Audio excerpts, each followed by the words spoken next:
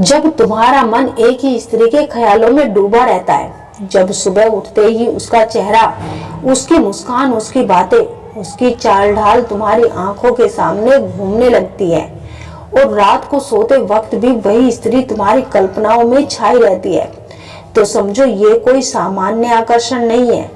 श्री कृष्ण कहते हैं कि जब चेतना बार बार किसी एक ही स्त्री की ओर खींचती है, तो वो स्त्री केवल शरीर या रूप से तुम्हें नहीं खींच रही होती, बल्कि उसकी ऊर्जा तुम्हारे अस्तित्व को छू रही होती है। ये कोई आम आकर्षण नहीं है, ये किसी गहरे रहस्य का दरवाजा हो सकता है। मगर सावधान रहना जरूरी है, क्योंकि प्रेम और मोह दोनों बहुत करीब होते हैं और फर्क बस जागरूकता का है। जब तुम उस स्त्री के बिना अधूरे लगने लगो, जब उसकी अनुपस्थिति में भीतर बेचैनी, घबराहट और शून्यता घर कर जाए, तो इसका मतलब है कि तुमने अपना मन, अपनी चेतना, अपना नियंत्रण उसके पास गिरवी रख दिया है। श्री कृष्ण कहते हैं कि प्रेम में डूबना सुंदर है, लेकिन अचेत होकर गिर जाना गुलामी है।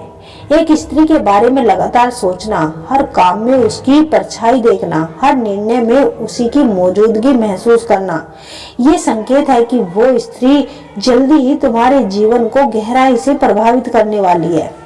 या तो वह तुम्हें तोड़ेगी या फिर तुम्हें नई समझ देगी, लेकिन ये तय है कि तुम पहले जैसे नहीं रहोगे।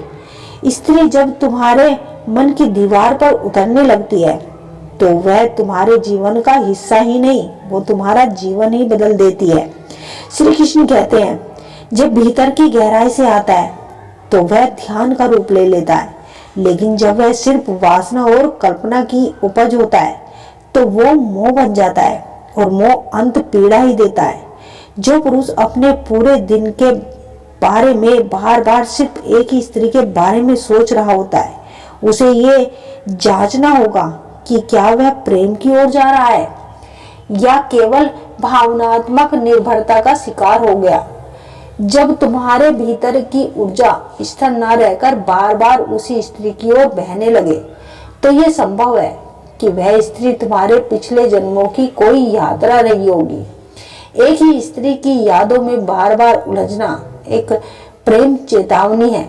मोह बन जाओगे तो गिर जाओगे, प्रेम बनकर जाओगे तो उठ जाओगे।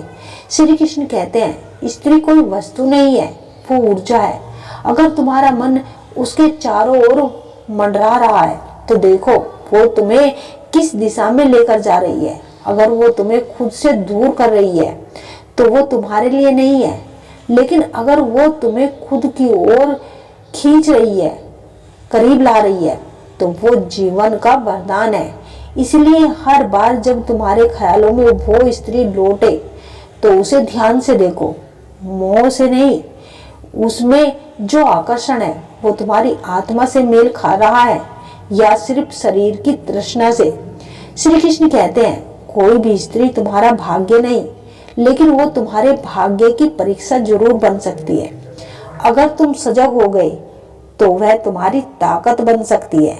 अगर तुम अंधे होकर जाओगे तो स्त्री तुम्हें खोखला भी कर सकती है। इसीलिए जब भी तुम्हारा मन किसी एक ही स्त्री में डूबा रहे, तो ठहरो, देखो, समझो और फिर तय करो कि तुम क्या बनना चाहते हो, प्रेम या गुलामी।